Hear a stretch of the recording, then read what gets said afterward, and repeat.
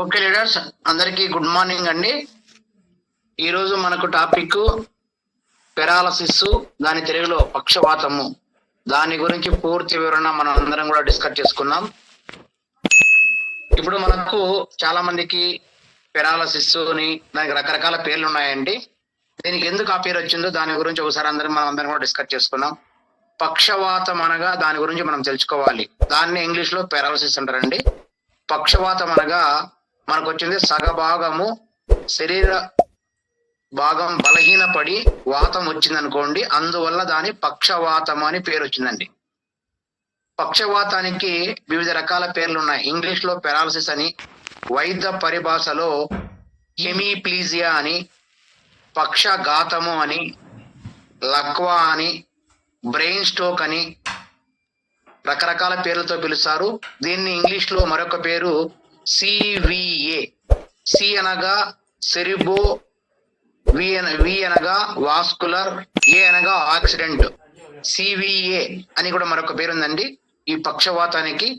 కాబట్టి దీని రకరకాల పేరుతో ఏదున్నా కూడా అదే లక్షణాలతో మనం భావించి ఈ యొక్క పక్షవాతం సంబంధించి మన అందరం కూడా తెలుసుకోవాల్సిన అవసరం ఎంత ఉంది. మేజర్ గా రీసెంట్ గా వరల్డ్ హెల్త్ ఆర్గనైజేషన్ రిపోర్ట్ ప్రకారము అతి పెద్ద మరణాలలో గుండె జబ్బు తర్వాత స్థానంలో రెండో స్థానము సివిఏ, సెరిబ్రో వాస్కులర్ యాక్సిడెంట్, అంటే పక్షవాతము, లేదంటే పక్షఘాతము, లేదంటే hemiplegia, paralysis, Lakwa, పక్షఘాతం, brain stroke రకరకాల పేర్లతో మనం పిలుస్తున్నాం కదా. ఆ సమస్యతో చాలా మంది బాధపడుతున్నారని రీసెంట్ గా వచ్చిన రిపోర్ట్ లో మనకు తెలియదండి. కాబట్టి దీని గురించి మనం అందరం కూడా తెలుసుకోవాల్సిన అవసరం ఎంతైనా ఉంది. అంగవైకల్యం కలిగించి జీవితాన్ని అచేతన వ్యవస్థను మొదటి స్థానంలో పక్షవాతం. ఎందుకంటే పక్షవాతం అనేది పడినామంటే నరాలు చచ్చుబడిపోతాయి. అదే మనకు వచ్చింది అంగవైకల్యం అంటే మనకు వచ్చింది పోలియో అంటారు కదా, ఆ విధంగా పోలియో బారిన లాగా ఉన్నటువంటి ప్రాబ్లమ్స్ అన్ని కూడా మనము ఫేస్ చేయాల్సి వస్తుందండి. ఇప్పుడు మెయిన్ గా దీనికి సంబంధించి మెదడుకు రెండు ధమనుల ద్వారా రక్తాన్ని సరఫరా జరుగుతూ ఉంటాయండి. దీన్ని ఇంటర్నల్ కార్డియో ఆర్టరీస్ ధమనులు అని, వర్టిబల్ ధమనులు అని రెండు రకాల పేర్లతో పిలుస్తారనమాట. ఇప్పుడు మనకు కెరోటిడ్ ధమనులు అంటే మెదడు ముందు భాగంలో ఉంటాయి ఈ కెరోటిడ్ ధమనులు అనేది. వర్టిబల్ ధమనులు మెదడు వెనక భాగంలో ఉంటాయి. రెండు మనకు ఉంటాయి కాబట్టి, ఒకటి ముందు భాగంలో, మెదడుకు వెనక భాగంలో ఉంటాయి కాబట్టి ఇది గుండె నుంచి మెదడుకు రక్తాన్ని సరఫరా చేస్తూ ఉంటాయి. అదే మన కపాలం అడుగు భాగంలో వర్టిబల్ ధమనులు కలిసిపోయి బ్యాచులర్ ధమనులుగా మారుతాయి అన్నమాట. ఈ కెరోటిడ్ ధమనులు బ్యాచులర్ ధమనులు కలిసి ఒక వలయంలాగా ఏర్పడతాయి. ఇప్పుడు మనకు సెరిబ్రల్ ధమనులు మెదడు అంతా విస్తరింపజేస్తాయి. దీన్ని సర్క్యులర్ ఆఫ్ విల్లీస్ అనే పేరు. ఎందుకంటే మెదడుకు రక్తంకు సరఫరా చేసే పెద్ద రక్తనాళాలలో అడ్డంకి ఏర్పడి ప్రత్యామ్నాయ మార్గం ద్వారా దీన్ని మనకు విల్లీస్ వలయం ఉంది కదా, ఆ వలయం ద్వారా ఉపయోగపడుతుంది అన్నమాట. దీన్ని ఒక రింగ్ రోడ్ లో పోల్చవచ్చు. ఎందుకంటే మనకు వచ్చింది రక్తం అనేది సరఫరా కావడానికి అక్కడ మనకు రౌండ్ సర్కిల్ ఉంటుంది కాబట్టి మన రింగ్ రోడ్ తో పోల్చుకొని రక్తాన్ని సరఫరా చేయడానికి మనకు దోహదపడుతుంది అన్నమాట. రక్త సరఫరా ఎంత బాగా అయితే జరుగుతుందో అంత బాగా మనకు వచ్చింది ఈ యొక్క ప్రాబ్లం నుంచి బారి కడతాం. ఏదైనా ఆటంకం ఏర్పడిందంటే ఈ ప్రాబ్లమ్స్ నుంచి మనము ఫేస్ చేయాల్సి వస్తుంది. రక్తనాళాల్లో గట్టిపడిన తర్వాత తాత్కాలికంగా మన కొలాటరల్ రక్తనాళాలు ఏర్పడకపోయినా ప్రత్యామ్నాయ రక్షణ వ్యవస్థలు కొన్ని సందర్భాలలో దెబ్బతింటాయండి. ఎందుకంటే అక్కడున్న రక్తనాళాలు సరఫరా సరిగ్గా జరగకపోతే మనకు ఈ యొక్క ప్రాబ్లమ్స్ ఫేస్ చేయాల్సి వస్తుంది అనమాట. అలాంటి సందర్భంలో మనకు వచ్చింది రక్త సరఫరా జరగకపోతే పక్షవాతానికి దారితీస్తుంది. రక్త సరఫరా ఎంత బాగా జరిగితే, ఎటువంటి ఆటంకం లేకుండా ఉంటే అప్పుడు మనకి ఏ సమస్య రాదు. దాంట్లో ఆటంకాలు ఏర్పడినాయంటే పక్షవాతం సమస్యలు దారితీస్తుందండి.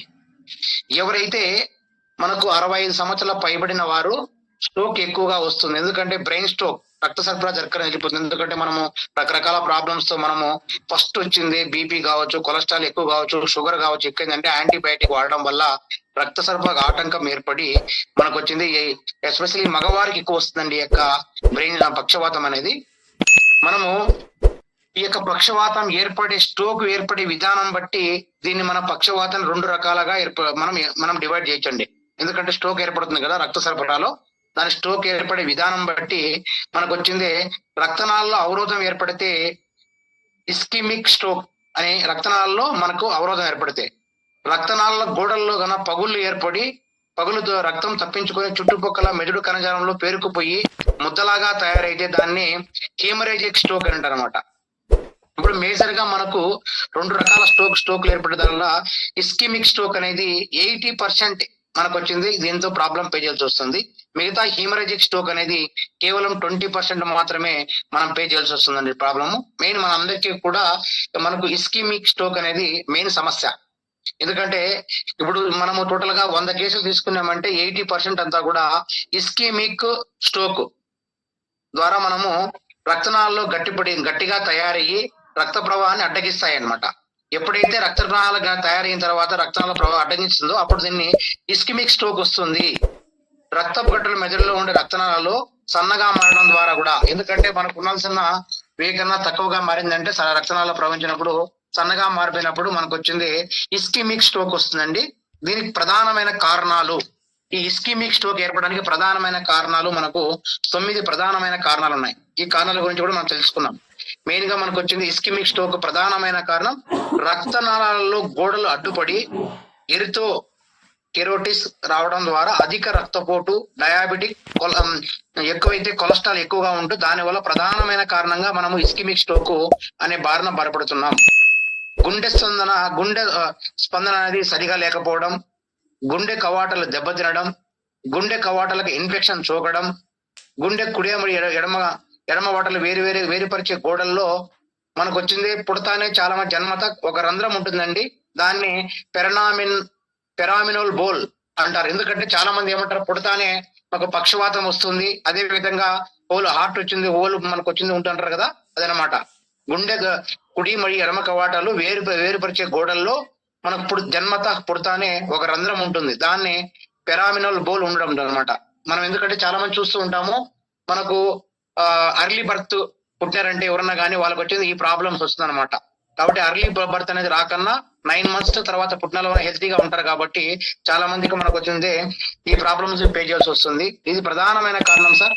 రక్తం గడ్డకట్టే విధానంలో వ్యాధులు ఉంటుంది. ఎందుకంటే రక్తం టయానికి గడ్డకట్టాలి, గడ్డకట్టకపోతే రకరకాల వ్యాధులు వస్తాయండి.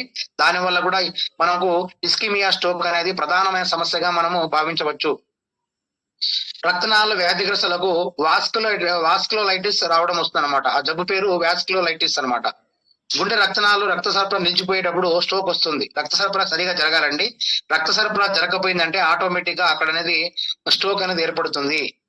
ఇంకోటి ప్రధానమైన కారణం ఏంటంటే రక్తపోటు ప్రమాదకర స్థాయిలో తగ్గడం వలన ఏకదమ్మన మనకు రక్తపోటు అనేది బీపీ అనేది హై ఉండకూడదు, లో ఉండకూడదు, నార్మల్ గా ఉంటేనే ఈ యొక్క సమస్యమైన మన రాకన్నా మనం కాపాడుకోవచ్చు సార్.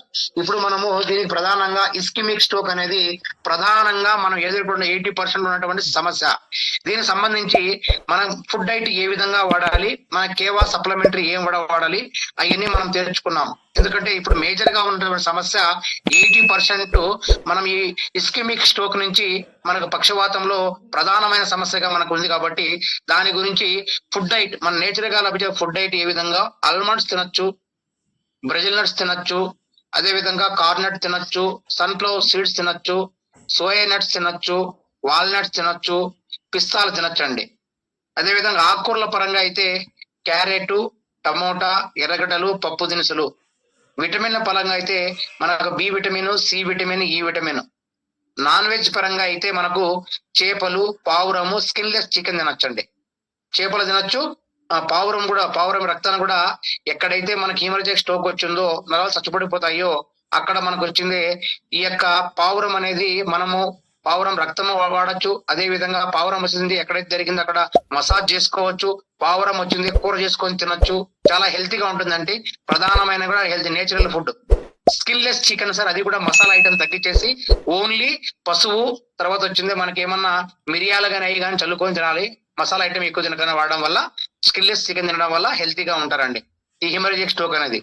దీని పరంగా మనకు కేవలం ఉన్నటువంటి ఫుడ్ సప్లిమెంటరీ ఏమి ఉన్నాయో మనము ఈ హెమరేజిక్ సిమ్టమ్ కు ఏమడలా వాడదాం. శిలాజిత్ ఇవ్వచ్చు. ఇప్పుడు ఉన్నది మనకు శిలాజిత్ అనేది మనకు చాలా అమృతమైన పానం. మనకు వచ్చింది మార్నింగ్ ఈవినింగ్ వచ్చింది, అది 2 grams to 2 grams hot water లో కన్నా పాలలో తాగితే చాలా హెల్తీగా ఉంటుందండి. ఎందుకంటే మార్నింగ్ ఈవినింగ్ 2 grams మ్యాండేటరీగా గాసు తీసుకొని పాడితే శిలాజిత్ మన దగ్గర లేటెస్ట్ అది వాడచ్చు. అకాయ్ బెర్రీ జ్యూస్ మార్నింగ్ వచ్చింది 30 ml, evening 30 ml empty water మనకు వచ్చింది ఎంటీ స్టమక్ హాట్ వాటర్ లో కలుపుకొని తాగొచ్చు. ఫ్లాక్సీడ్ క్యాప్సల్స్ మార్నింగ్ ఒకటి ఈవినింగ్ ఒకటి ఎంటీ స్టమక్ తాగాలి. మోరింగా ప్లస్ క్యాప్సల్ మార్నింగ్ ఒకటి ఈవినింగ్ ఒకటి. న్యూరో హెల్త్ డ్రాప్స్ ఇవ్వండి. డ్రాప్స్ అనేది ఎప్పుడైతే మనం ఇస్తామో ఈ డ్రాప్స్ చాలా అద్భుతంగా పనిచేస్తాయి సార్. ఎందుకంటే ఈ క్రిటికల్ డిసీజ్ వచ్చినప్పుడు డ్రాప్స్ అదే విధంగా మనకు వచ్చింది జ్యూసెస్ చాలా అద్భుతంగా పనిచేస్తాయి. కాబట్టి ఈ సిచ్యువేషన్ వచ్చినప్పుడు డ్రాప్స్ అనేది మీరు వచ్చింది మార్నింగ్ ఈవినింగ్ 20 డ్రాప్స్ ఇవ్వండి.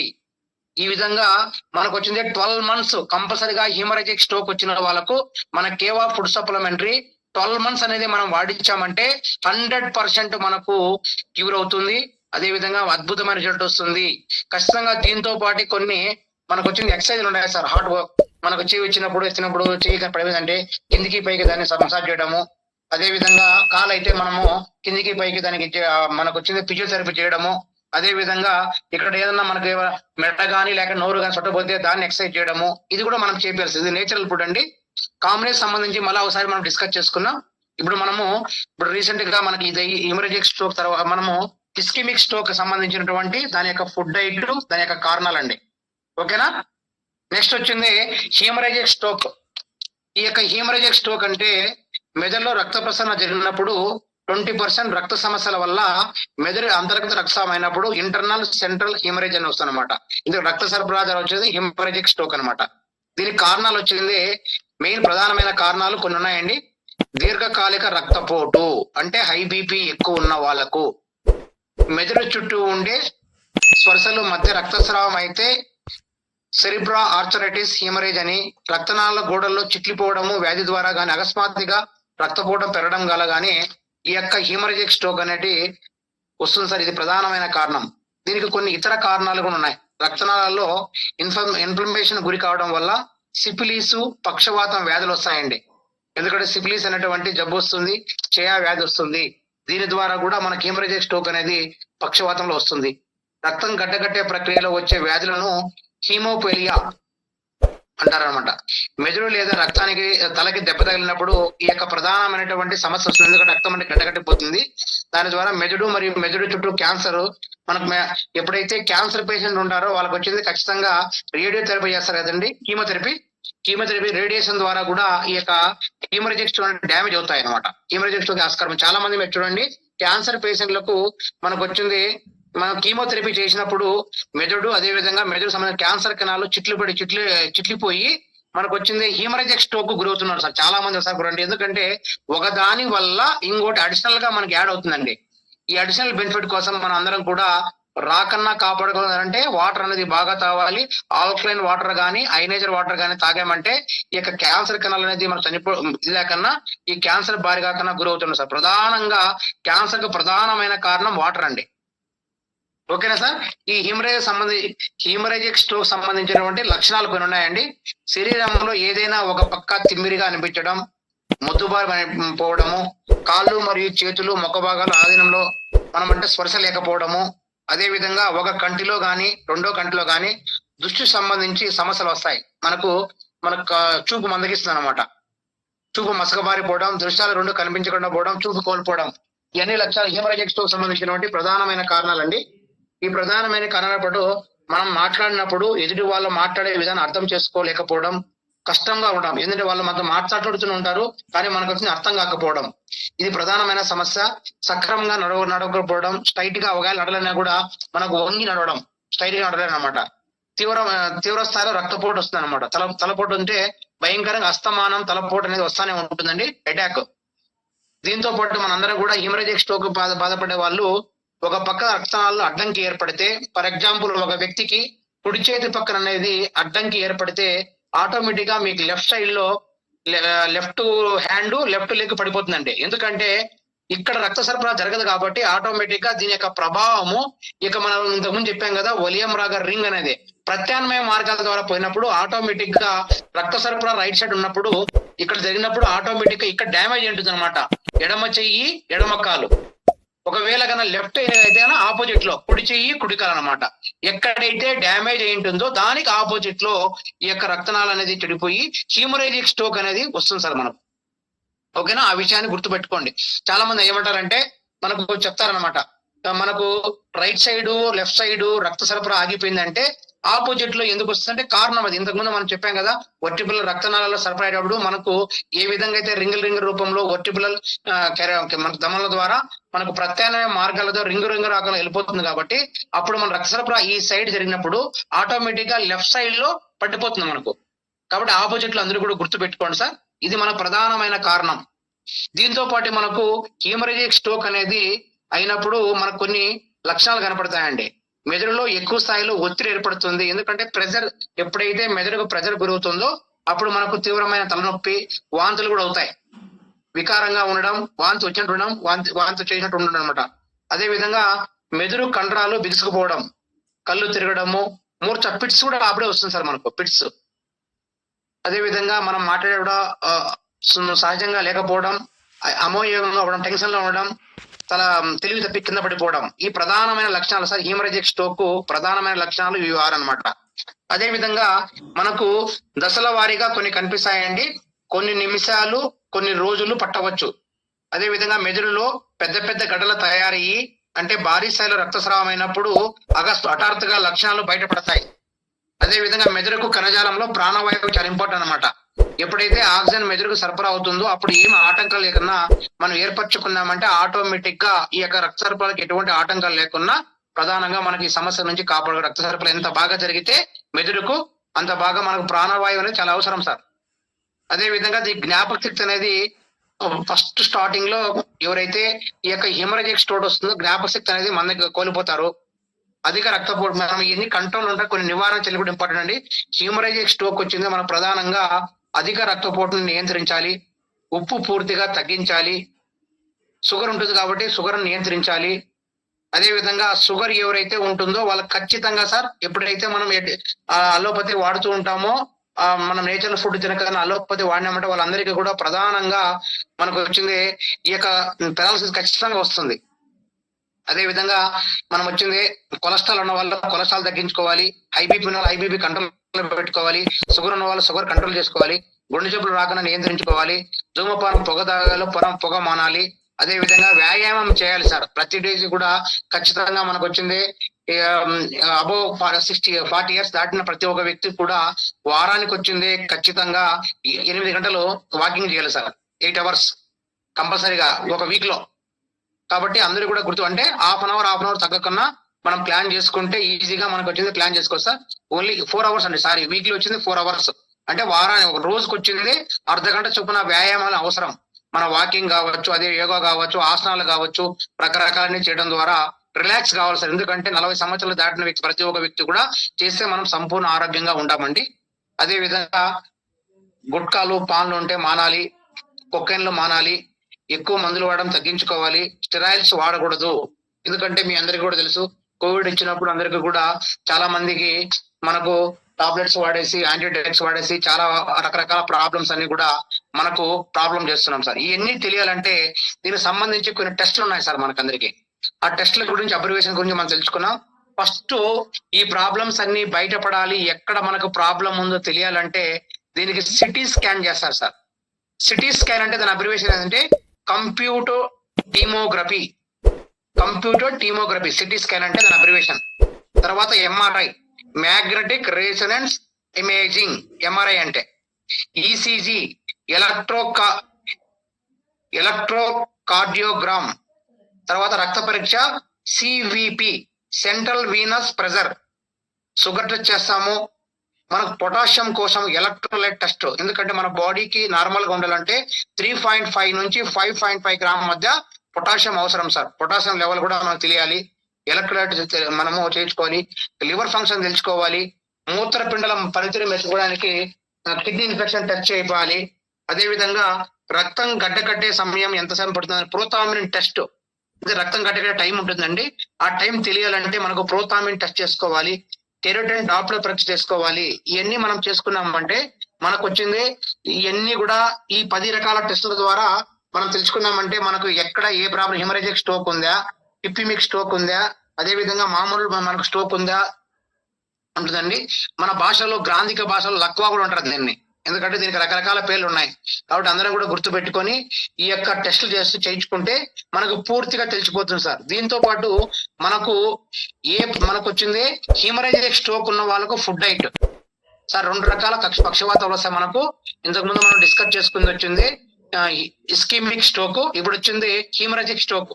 దానికి ఫుడ్ డైట్ వేరే ఉంటుంది. ఇస్కిమిక్ స్ట్రోక్, ఇక్కడ వచ్చి హీమరేజిక్ స్ట్రోక్ ఫుడ్ డైట్ సపరేట్ గా ఉంటుందండి. కావాలంటే రాసుకుని ఉంటే ఎవరైనా రాసుకోండి. హీమరేజిక్ స్ట్రోక్ ఫుడ్ డైట్ వచ్చింది పోమోగ్రానట్, గ్రీన్ టీ, గ్రీక్ యార్కూట్, నట్స్, యాపిల్, జాజికాయ, చేపలు, స్కిన్లెస్ చికెన్, వైట్ ఎగ్ తెల్లసొన, సోయా, బఠానీ, పల్లీలు, శనగలు, మినప, కంది, పెసరపప్పు, వీటన్నిటితో పాటు వాటర్ అనేది బాగా తాగాలండి. ఇవన్నీ మనం వాడామంటే టోటల్ గా మనకి ఏదైతే ఏ టైప్ అయినా సరే ఉన్నప్పుడు హీమరేజిక్ స్ట్రోక్ నుంచి మనం కంట్రోల్లోకి వస్తాం సార్. ఇప్పుడు హీమరేజిక్ స్ట్రోక్ ఉన్నప్పుడు మనకి ఏవా ఫుడ్ సప్లిమెంటరీ ఓన్లీ 6 months వాడాలండి. ఆల్ఫా పౌడర్, ఎందుకంటే రక్తం అనేది గడ్డకట్టిన మెడలో గడ్డకట్టింది కాబట్టి రక్తం గడ్డకట్టిన సిచ్యువేషన్ లో మాత్రం కంపల్సరీగా ఆల్ఫా పౌడర్ ఇవ్వాలి, న్యూరో హెల్త్ డ్రాప్ ఇవ్వాలి, ఒమేగా 3 సాఫ్ట్ జెల్ ఇవ్వాలి, మొరింగా ప్లస్ టాబ్లెట్ ఇవ్వాలి, అకాయ్ బెర్రీ జ్యూస్ ఇవ్వాలి. ఈ ఆల్ఫా పౌడర్ అనేది హాట్ వాటర్ లో మనం వచ్చింది మార్నింగ్ తినక ముందు 2 మూతలు, ఈవినింగ్ తినక ముందు 2 మూతలు ఖచ్చితంగా ఆల్ఫా పౌడర్ ను ఎంత బాగా అయితే మనం వాడిస్తామో ఆడ మన బాడీలో ఏదైతే రక్తం గడ్డకట్టి ఉంటుందో మనకు నరాలు అయితే ఏ విధంగా మెదడులో ఇదంతా ఇంటైక్ మొత్తం అంతా కూడా ఈ ఆల్ఫా పౌడర్ వాడినప్పుడు ఆ ప్రాబ్లం హీమరేజిక్ స్ట్రోక్ నుంచి చాలా అమృత పానం లాగా ఉపయోగపడుతుంది. మన కేవలం ఉన్నటువంటి alpha powder, neuro health drops, morning evening తినక ముందు 20 డ్రాప్స్, ఒమేగా 3 సాఫ్ట్ జెల్, ఎందుకంటే ఒమేగా 3 లో ఫ్యాటీ యాసిడ్ ఉంటుందండి. దీన్ని వాడడం ద్వారా మనకు వచ్చింది చాలా అద్భుతంగా హీమరేజిక్ స్ట్రోక్ మనకు అద్భుతంగా పనిచేస్తుంది. మార్నింగ్ ఒక క్యాప్సల్, ఈవినింగ్ ఒక క్యాప్సల్ అండి. అదే విధంగా మొరింగా ప్లస్ క్యాప్సల్ మార్నింగ్ ఒకటి, ఈవినింగ్ ఒకటి, ఇది కూడా వాడాలి. Acai berry juice morning 30 ml, evening 30 ml అండి. 6 months అనేది ఈ కోర్సు వాడామంటే హీమరేజిక్ స్ట్రోక్ నుంచి మనం అందరం కూడా కంట్రోల్ చేయగలుగుతాం సార్. చాలా అద్భుతంగా పనిచేస్తుందండి. రేపు దీంట్లో కంటిన్యూషన్ గా మరొక టాపిక్ చెప్తానండి. ఓకేనండి, ఇది ఈరోజు టాపిక్. ఇప్పుడు మీకు దీనికి సంబంధించి ఏమైనా రాసుకోకపోయినా లేకపోతే ఇంకా పాస్ట్ గా ఏమైనా వెళ్ళినా ఒకసారి నన్ను అడిగితే నేను అన్ని క్లారిటీ ఇస్తానండి. ఎనీబడి. ఈ వీడియో మీకు నచ్చినట్లయితే మన తెలుగు ఛానల్ని సబ్స్క్రైబ్ చేయండి మరియు షేర్ చేయండి, లైక్ చేయండి. For more information please visit www.kevaind.org.